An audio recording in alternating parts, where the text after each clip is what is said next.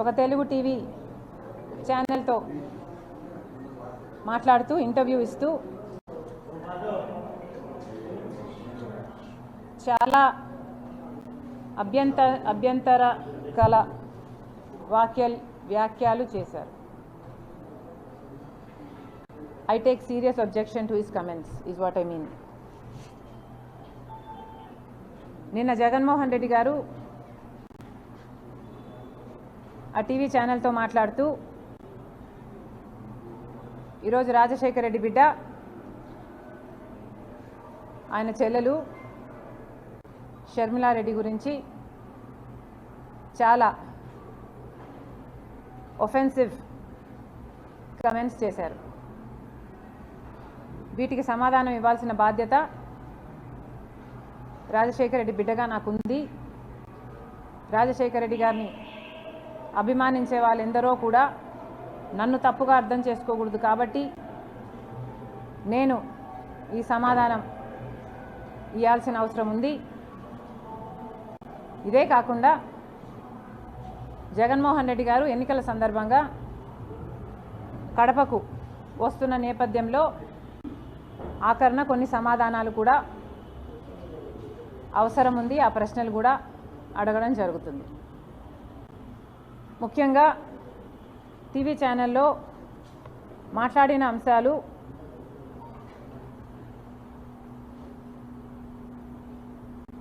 రాజశేఖర రెడ్డి బిడ్డ నేను షర్మిల నాకు రాజకీయ కాంక్ష ఉన్నట్టు, అందుకే రాజశేఖర రెడ్డి గారి కుటుంబంలో భేదాలు వచ్చినట్టు, నా రాజకీయ కాంక్షే దానికి కారణం అన్నట్టు వ్యాఖ్యానించడం జరిగింది. నాకు రాజకీయ కోరిక ఉంది కాబట్టి ఆ రాజకీయ కోరికను ఆయన ఎంకరేజ్ చేస్తే అది నెపోటిజంకి దారితీస్తుంది, కరప్షన్కి దారితీస్తుంది. కాబట్టి ఇవే కుటుంబంలో తేడాలు రావడానికి, భేదాలు రావడానికి ఇదే కారణము అన్నట్టుగా చూపారు. జగన్మోహన్ రెడ్డి గారిని ఆయన చెల్లెలు సూటిగా ప్రశ్నిస్తుంది. జగన్మోహన్ రెడ్డి గారు సమాధానం చెప్పాలి. అసలు రాజశేఖర రెడ్డి బిడ్డను రాజకీయాల్లోకి తీసుకొచ్చింది ఎవరు? జగన్మోహన్ రెడ్డి గారు అరెస్ట్ అయితే 19 మంది ఎమ్మెల్యేలు బై ఎలక్షన్లు వస్తే నేను ప్రచారం చేయాలి అని అడిగింది మీరు కాదా? మీరు జైలుకు వెళ్తే చంద్రబాబు గారు ఒక పక్క పాదయాత్ర చేస్తున్నారు, ఆయన గ్రాఫ్ పెరుగుతుంది అని పాదయాత్ర చేయమనింది మీరు కాదా? మీరు ఎప్పుడు ఏ అవసరం ఉంటే ఆ అవసరానికి సమైక్య ఆంధ్ర కోసం అయితేనేమి, లేకపోతే తెలంగాణలో ఓదార్పు యాత్ర అయితేనేమి, లేకపోతే బాయ్ బాయ్ బాబు క్యాంపెయిన్ అయితేనేమి, ఇలాంటిది ఎప్పుడు మీకు ఏ అవసరం ఉంటే ఆ అవసరానికి పనికొచ్చింది నేను కాదా? ఈ అవసరాలన్నిటికీ మీ రాజకీయాల కోసం నన్ను మీరు రాజకీయాలకు తెచ్చిన మాట వాస్తవం కాదా? నిజంగానే నాకు రాజకీయ కాంక్ష ఉంటే నేను పాదయాత్ర చేసినప్పుడు మీరు జైల్లో ఉన్నారు. మొత్తం పార్టీ నా చుట్టూనే ర్యాలీ అయింది.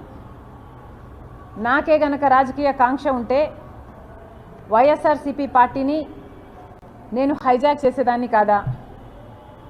ప్రతి సభలో, ప్రతి అడుగులో జగనన్న కోసం, జగనన్న వస్తాడు, జగనన్న మేలు చేస్తాడు, రాజశేఖర రెడ్డి గారి రాజ్యం తెస్తాడు అని కాలికి బలపం కట్టుకుని తిరిగిన దాన్ని నేను కాదా?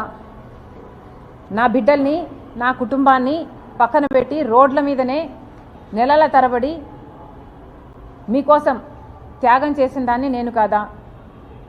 ఆఖరికి నా కాలు ఇంజరీ అయితే కూడా అతి వేగంగా ఫిజియోథెరపీ చేసి మళ్ళీ వెంటనే చేయాలి అని తాపత్రపడి చేసింది మీకోసం నేను కాదా? మరి నేను ఇన్ని త్యాగాలు చేసినా కూడా నాకు రాజకీయ కాంక్ష ఉంది అని మీరు అంటున్నారే, నాకే గనక రాజకీయ కాంక్ష ఉంటే నేను పొందాలనుకున్న పదవి పోస్టు మీ పార్టీలో నేను మొండిగానైనా పొందగలను. వివేకానంద రెడ్డి గారి లాంటి వాళ్ళు నాకు అండగా నిలబడడానికి నన్నే ఎంపీని చెయ్యాలి అన్ని ఎంతోమంది మీ పార్టీలోనే ప్రయత్నించిన వాళ్ళు కూడా ఉన్నారు. వాళ్ళందరి అండా చూసుకొని నేను ఏ రోజైనా మీకు రిబెల్ చేశానా? నాకు రాజకీయ కాంక్ష కానీ డబ్బు కాంక్ష కానీ ఉంది అని మీ మనస్సాక్షిలో మీరు నిజంగానే నమ్ముతున్నారా? నాకు రాజకీయ కాంక్ష మీకోసం మీతో ఉన్నంత కాలం, మీరు ముఖ్యమంత్రి అయినంత వరకు నాకు రాజకీయ కాంక్ష లేదు, నాకు డబ్బు కాంక్ష లేదు. నేను ఏం చేసినా మీకోసం చేశాను, నేను త్యాగం అనుకొని చేశాను, నా అన్న కోసం అనుకొని చేశాను. మీరు ముఖ్యమంత్రి కావాలని, రాజశేఖర్ రెడ్డి గారి సంక్షేమ పాలన మళ్ళీ మీరు తీసుకొస్తారు అని నమ్మి చేసిన విషయం వాస్తవం కాదా? మన ఇద్దరము నమ్మే బైబిల్ మీద ఒట్టేసి నేను చెప్పగలను, నాకు రాజకీయ కాంక్ష కానీ డబ్బు కాంక్ష కానీ ఏ ఇతర ఆశ లేకుండా, ఆశించకుండా ఏ ఒక్క రోజైనా మిమ్మల్ని ఒక పదవి కానీ ఒక పోస్ట్ కానీ నేను అడగకుండా మీకోసం చేశాను, ఇది నిజం అని నేను బైబిల్ మీద ప్రమాణం చేయగలను. మీరు అదే బైబిల్ మీద ప్రమాణం చేసి నేను మిమ్మల్ని ఈ పోస్ట్ అడిగానని కానీ ఈ పదవి అని అడిగానని కానీ మీరు ప్రమాణం చేయగలరా? నాకు రాజకీయ కాంక్ష ఉంది అని కానీ డబ్బు కాంక్ష ఉంది అని కానీ మీరు రుజువు చేయగలరా? అసలు మనిషి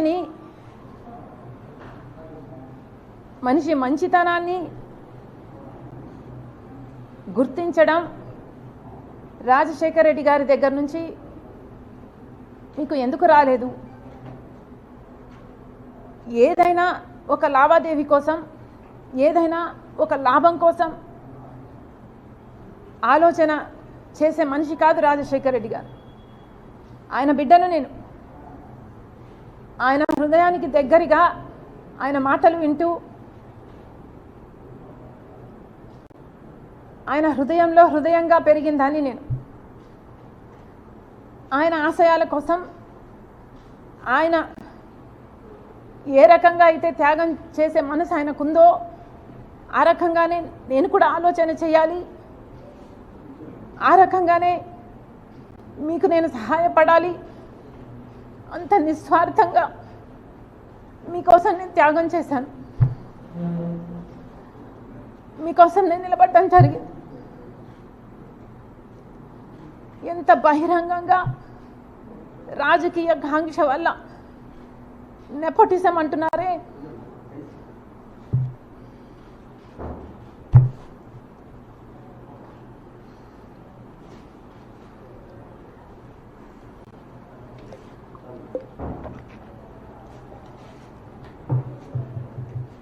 నెపోటిజం అంటున్నారు జగన్మోహన్ రెడ్డి గారు. రాజశేఖర రెడ్డి గారి రాజకీయాలలో ఉంటే వివేకానంద రెడ్డి గారు కూడా ఆయన పక్క రాజకీయాలలో ఉన్నాడు, రాజారెడ్డి గారు కూడా రాజకీయాలలో ఉన్నాడు, రాజారెడ్డి గారి భార్య మా జయమ్మ కూడా రాజకీయాలలో ఉంది, సౌభాగ్యమ్మ కూడా రాజకీయాలలో ఉంది. అందరూ ఒక్కొక్క పదవి వాళ్ళ టైంలలో చేసిన వాళ్ళు, వాళ్ళంతా ఒకే జనరేషన్కు చెందిన వాళ్ళు. మరి ఆ టైంలో నెపోటిజం ఉన్నిందా? జగన్మోహన్ రెడ్డి గారు నెపోటిజం గురించి మాట్లాడుతున్నారు. మరి మీరు ముఖ్యమంత్రిగా ఉండి కూడా, మీ పార్టీ మీరు పెట్టి కూడా ఇంకా ఎవరు బంధువులు ఉండకూడదు అని మీరు చెప్తున్న ఈ లాజిక్లో రవీంద్రనాథ్ రెడ్డి గారు లేరా? మీ బంధువు కాదా? మీ మేనమామ. సుబ్బారెడ్డి గారు సొంత చిన్నాన్న, అమ్మ మొన్నటి వరకు అధ్యక్షురాలు, అవినాష్ రెడ్డి ఒకటే జనరేషన్లో మీ భార్యకు బంధువు. నా తమ్ముడు అని నెత్తిన పెట్టుకొని తిరుగుతున్నవాడు. మరి వీళ్ళందరూ మీ పక్కన మీ బంధువులుగా ఉంటే అది నెపోటిజం కాదు. ఈరోజు మీ చెల్లెలు మాత్రమే మీ పక్కన ఉంటే అది నెపోటిజం కిందికి వస్తుంది. మీ మాటలు మీరు ఎంత ఇన్సెక్యూర్గా ఉన్నారో చెప్తున్నాయి. మీకు అర్థమయ్యే మాట్లాడుతున్నారా? మీ మాటలే మీ క్యారెక్టర్ని కాంట్రడిక్ట్ చేస్తున్నాయి. మీకు మీ చెల్లెలంటే ఇన్సెక్యూరిటీ అన్న విషయము మీ మాటలే బయట పెడుతున్నాయి. ఒకసారి ఆలోచన చేసి మాట్లాడండి ఇంటర్వ్యూలలో మాట్లాడినప్పుడు అని జగన్మోహన్ రెడ్డి గారికి చెప్తున్నాం.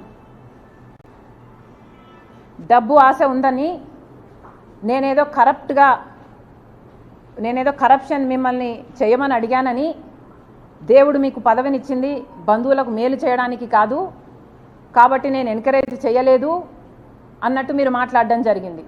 అంటే నేనేదో మిమ్మల్ని ముఖ్యమంత్రి హోదాలో నేనేదో మిమ్మల్ని పని అడిగినట్టు, మీరు ఆ పని చేయలేను అని మీరు నాకు చెప్పినట్టు, బంధువులకు మేలు చేయడానికి కాదు నేను ముఖ్యమంత్రిని అయ్యింది అంటే దాని ఇంప్లికేషను నేనేదో ఫేవర్ అడిగినట్టుగా జగన్మోహన్ రెడ్డి గారు మాట్లాడడం జరిగింది.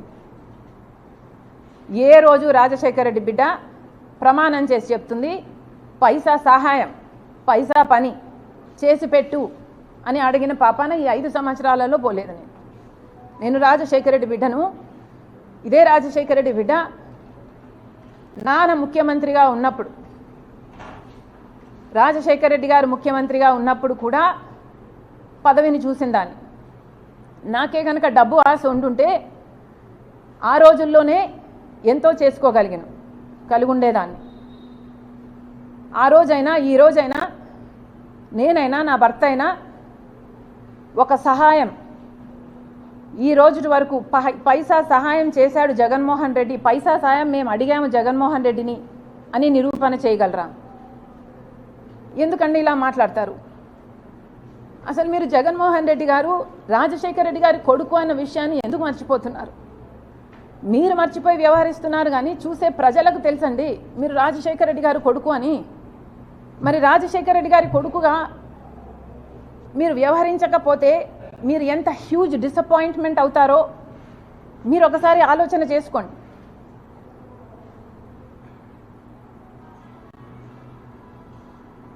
చాలా చెప్పారు, రిలేషన్షిప్స్లోకి రాజకీయాలు వస్తే రిలేషన్షిప్స్ చెడిపోతాయి. జగన్మోహన్ రెడ్డి గారు చాలా లిమిటెడ్గా ఆలోచన చేస్తున్నట్టున్నారు. ఈ ప్రపంచంలో రాజకీయ డిఫరెన్సెస్ ఉన్న వాళ్ళు ఎంతోమంది ఒక కుటుంబంలోనే ఉంటున్నారు. ఒక కుటుంబంలోనే ఒక మనిషి ఒక పార్టీలో, ఇంకో మనిషి ఇంకొక పార్టీలో, అదే కుటుంబంలోనే కొనసాగుతున్నారు. ఇది మీకు తెలియదేమో, చుట్టుపక్కల అడిగి తెలుసుకోండి ఎంతమంది ఎన్ని కుటుంబాలు వేరే వేరే పార్టీలలో ఉన్నాయి. అలా అని ఎన్నో కుటుంబాలలో డిఫరెంట్ ప్రొఫెషన్స్లో ఉన్న వాళ్ళు కూడా ఉంటారు. ఒక కుటుంబంలో ఒకడు పోలీస్ అయి ఉండొచ్చు, ఒక దొంగను అరెస్ట్ చేస్తాడు. అదే కుటుంబంలో ఒక లాయర్ ఉండొచ్చు, ఆ దొంగను రక్షించడానికి ప్రయత్నం చేస్తుంటాడు. ఎవడి ప్రొఫెషన్ వాడు చేస్తాడు.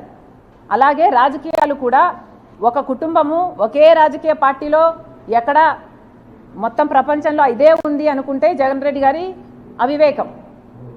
ఇలా కూడా ఉన్నాయి. కుటుంబంలో వేరే వేరే రాజకీయ పార్టీలో కూడా కొనసాగే వాళ్ళు ఉన్నారు. ఎందుకంటే రాజకీయ పార్టీలు అన్నది ఒక ఐడియాలజీ బేస్డ్ ఆర్గనైజేషన్స్ కాబట్టి ఎవరికి ఏ ఐడియాలజీ నచ్చుతుందో ఆ పొలిటికల్ పార్టీలో చేరే లిబర్టీ ఆ మనిషికి ఉంటుంది. ఎందుకంటే అది బేసిక్లీ ఆ మనిషి రైట్ కాబట్టి. అలాగని ఒకరిని దూషించుకోవడము, ఒకరిని సోషల్ మీడియాలో అంతగా దూషించుకోవడం ఎక్కడా చేయరు. ఒక్క జగన్మోహన్ రెడ్డి గారి విషయంలో మాత్రమే రాజకీయంగా మేము వ్యతిరేకిస్తే సోషల్ మీడియాలో ఆయన ఒక రాక్షస సైన్యాన్నే పెట్టి వేల మందిని ఎంప్లాయ్ చేసుకొని రాజశేఖర రెడ్డి బిడ్డ అనే ఇంగితం లేకుండా, మీకోసం పాదయాత్ర చేశానని లేకుండా, పాదయాత్ర చేసినప్పుడు నేను షర్మిలారెడ్డినే, కానీ ఇప్పుడు మీతో విభేదించాను కాబట్టి నన్ను, నా క్యారెక్టర్ని, నా పుట్టుకను, నా పేరును ఇలా ఎన్ని విధాలు వీలైతే అన్ని విధాలు నాశనం చేయడానికి చూసింది ఒక్క జగన్మోహన్ రెడ్డి గారు మాత్రమే. అందుకు మీరు చరిత్రలో నిలిచిపోతారు. జగన్మోహన్ రెడ్డి గారు, జగనన్న గారు గుర్తుపెట్టుకోవాలి. ఒక చెల్లెలుగా చెప్తున్నాను, మీరు దీనికి చరిత్రలో నిలిచిపోతారు. ఒక చెల్లెలను మీకోసం అంత త్యాగం చేసిన చెల్లెల్ని గౌరవించకపోగా మీ మూకల చేత, మీ కుక్క బిస్కెట్లకు ఆశపడే ₹10 ఇస్తే రూపాయి యాక్టింగ్ చేసే పేడ్ ఆర్టిస్టుల చేత మీరు ఎంత దూషించారు, బెదిరించారు, ఎంతగా క్యారెక్టర్ అసాసినేషన్ చేశారు అన్నది మీ పేరు చరిత్రలో నిలిచిపోతారు. ఇంకా అన్నారు, రిలేషన్షిప్స్లోకి రాజకీయాలు వచ్చినప్పుడు సంబంధాలు చెడిపోతాయి. అందులో కూడా చంద్రబాబు లాంటి వాళ్ళు జోక్యం చేసుకొని ఆశ చూపి ఇలాంటివి చేస్తే ఇంకా చెడిపోతాయని అన్నారు. జగన్మోహన్ రెడ్డి గారికి మళ్ళీ చెప్తున్నాం, మీకు చంద్రబాబు గారి పిచ్చి పట్టింది. జగన్మోహన్ రెడ్డి గారికి చంద్రబాబు పిచ్చి పట్టింది. ఈ పిచ్చి obsession is causing him to hallucinate, అంటే భ్రమ, imaginations. This obsession is making him delusional. Jaganmohan Reddy గారి మెంటల్ స్టేట్ గురించి నాకు జెన్యూన్గానే కన్సర్న్ ఉంది. ఎందుకంటే మాట్లాడితే చాలు, నేను చంద్రబాబు గారి చేతిలో రిమోట్ కంట్రోల్, ఆయన చెప్తేనే చేస్తున్నాను అని మాట్లాడుతున్నాడు. నేనే కాదు, సునీత కూడా చంద్రబాబు మాటే వింటుందంట. పక్క రాష్ట్ర ముఖ్యమంత్రి ఈయనలాగే ఒక ముఖ్యమంత్రి అండి. అంటే ఈయన కూడా ఇంకొకరి చేతిలో కీలుబొమ్మా, ఒక రిమోట్ కంట్రోలా? ఈయనకిచ్చే రెస్పెక్ట్ ఈయనకి ఇవ్వాలి. పక్క రాష్ట్ర ముఖ్యమంత్రి గురించి మాత్రం ఇంకొకరి చేతిలో కీలుబొమ్మ అని మాట్లాడుతున్నారు. అర్థం ఉందా అండి? అది కూడా రేవంత్ రెడ్డి అంట చంద్రబాబు గారి చేతిలో కీలుబొమ్మ అంట. చంద్రబాబు ఇక్కడ జైలుకు కూడా వెళ్ళాడు. ఈయనకే అంత పవర్ ఉంటే మరి ఈయన జైలుకి ఎందుకు వెళ్తాడండి? అలాంటి ఆయన చేతిలో ఆయన కీలుబొమ్మ అంట. సో చంద్రబాబు గారి చేతిలో నేను కీలుబొమ్మ, చంద్రబాబు గారి చేతిలో సునీత కీలుబొమ్మ, చంద్రబాబు గారి చేతిలో రేవంత్ కీలుబొమ్మ, చంద్రబాబు గారి చేతిలో మోడీ కూడా కీలుబొమ్మే చంద్రబాబుతో పొత్తు పెట్టుకున్నందుకు. ఇలా చంద్రబాబు గారిని అంత పిచ్చిగా, అంత పెద్ద భూతంగా జగన్మోహన్ రెడ్డి గారికి కనిపిస్తున్నాడు అంటే నిజంగానే జగన్మోహన్ రెడ్డి గారు చంద్రబాబు ఒబ్సెషన్తో డిల్యూషనల్ అవుతున్నారు. ఆయన మెంటల్ కండిషన్ను ఒకసారి చెక్ చేయించుకోవాలని కోరుతున్నాం. ఇంతేకాదు, జగన్మోహన్ రెడ్డి గారు మళ్ళీ గోబల్స్ ప్రచారం చేస్తున్నారు. పదే పదే కాంగ్రెస్ పార్టీ రాజశేఖర రెడ్డి గారి పేరును సిబిఐలో చేర్చింది, సిబిఐ ఛార్జ్ షీట్లో చేర్చింది కాంగ్రెస్ పార్టీ అని మళ్ళీ ఆరోపించారు ఆ ఇంటర్వ్యూలో. జగన్మోహన్ రెడ్డి గారికి మళ్ళీ చెప్తున్నాం,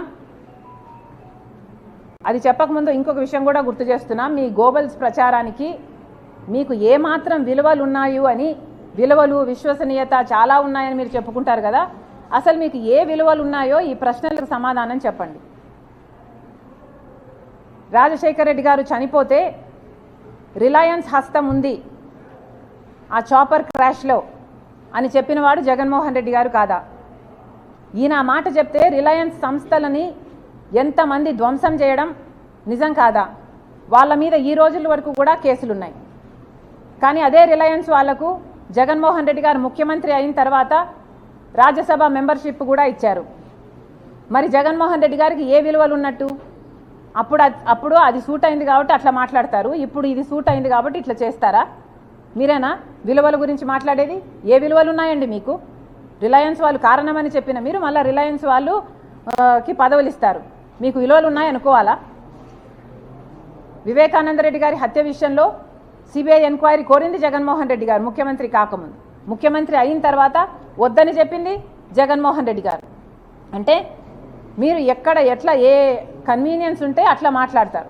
మీరా విలువల గురించి మాట్లాడేది? మీకు విలువలు ఉంటే ఒక మాట మీద నిలబడాలన్న విలువ మీకు లేదా?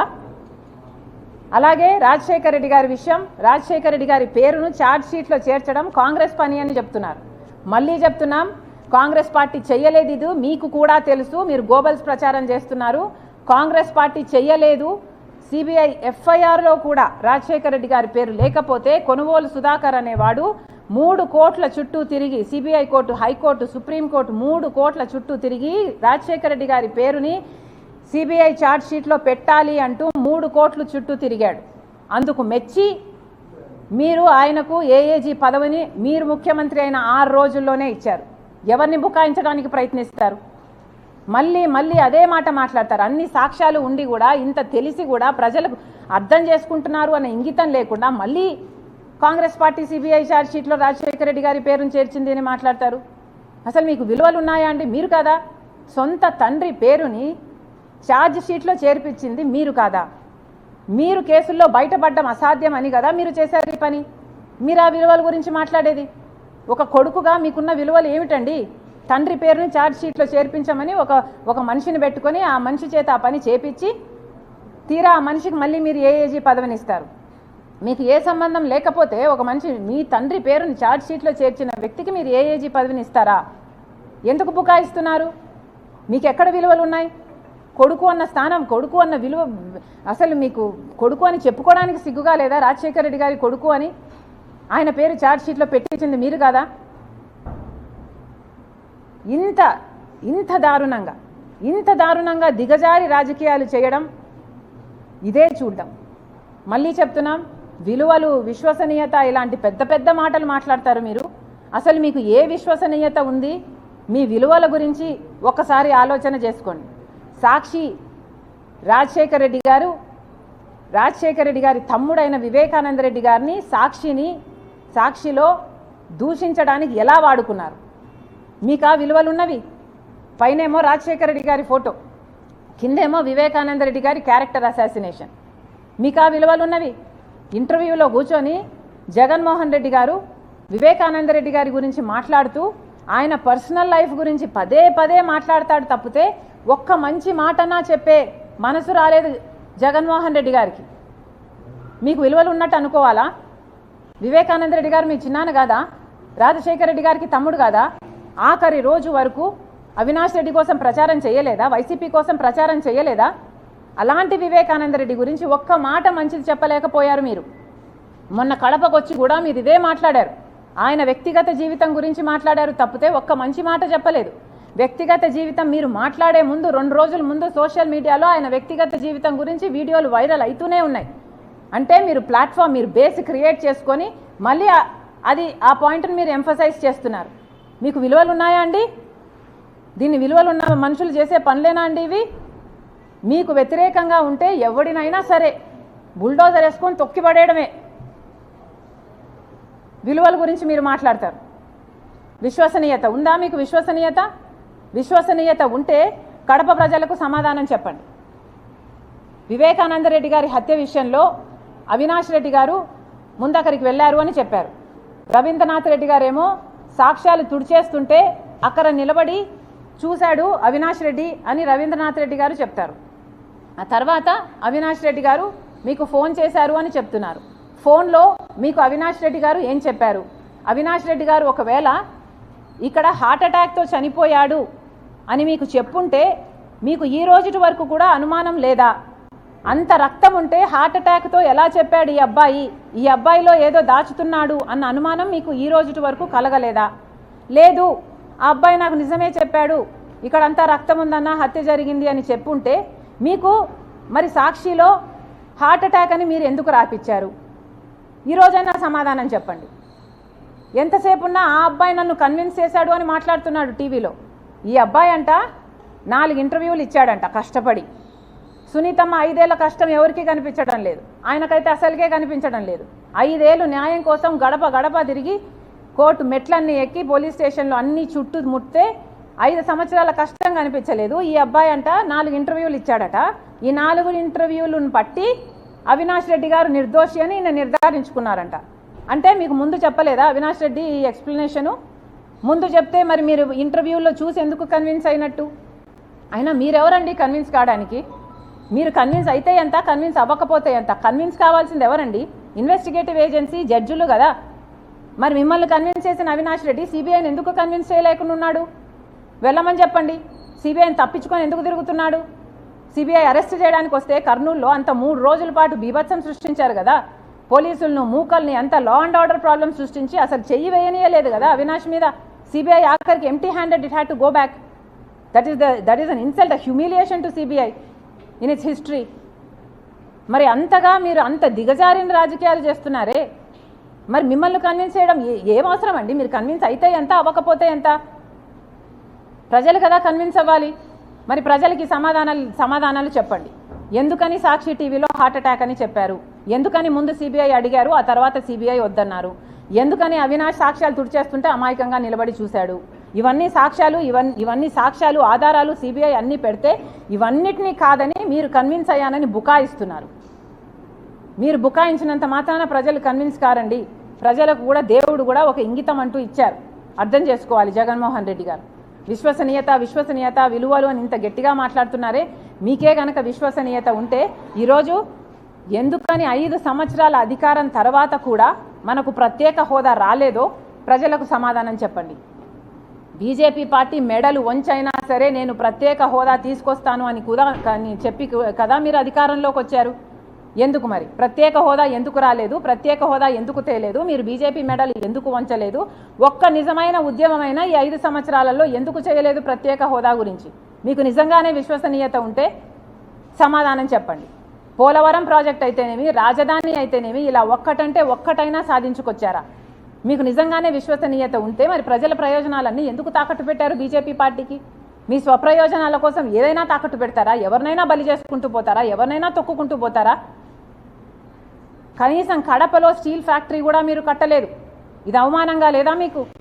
మీ సొంత జిల్లా కదా కడప. కనీసం ఇక్కడైనా కడపలో స్టీల్ ఫ్యాక్టరీ అయినా కట్టుంటే మీకు చెప్పుకోవడానికి ఏదైనా ఉండు. ఈ కడపలోనే ఇక్కడనే 625 గ్రామాలకు కనీసం మంచినీళ్ళు లేవండి.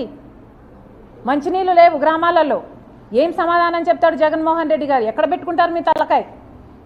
మీకు ఆ విశ్వసనీయత గురించి మాట్లాడే హక్కు ఉంది? కనీసం ఒక్క ఎకరాకైనా అడిషనల్గా నీళ్ళు ఇచ్చింది లేదు మీరు ఇక్కడ.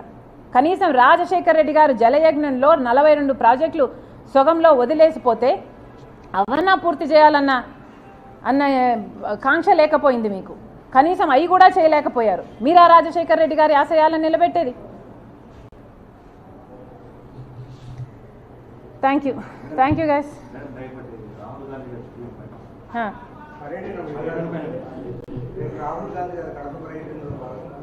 భాగంగా వస్తున్నారు.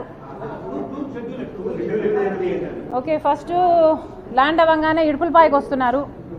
వైఎస్ఆర్ ఘాట్ దగ్గర వైఎస్ఆర్ గారికి నివాళులు అర్పించిన తర్వాత కడపలో పబ్లిక్ మీటింగ్ ఉంది. పబ్లిక్ మీటింగ్లో జనాల్ని అడ్రస్ చేసిన తర్వాత వెళ్ళిపోతారు.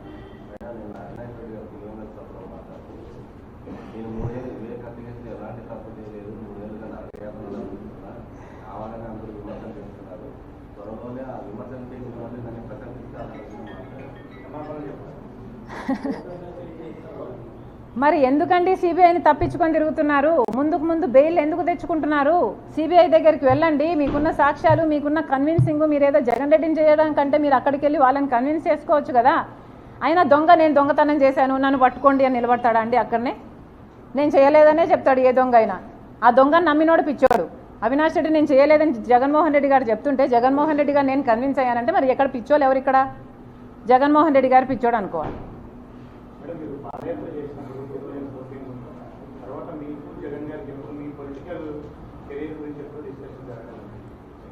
అమ్మా నేను పాలిటిక్స్లోకి రావాలి అన్న కోరిక నాకు కాదు కానీ మిగతా అందరికీ చాలామందికి ఉంది.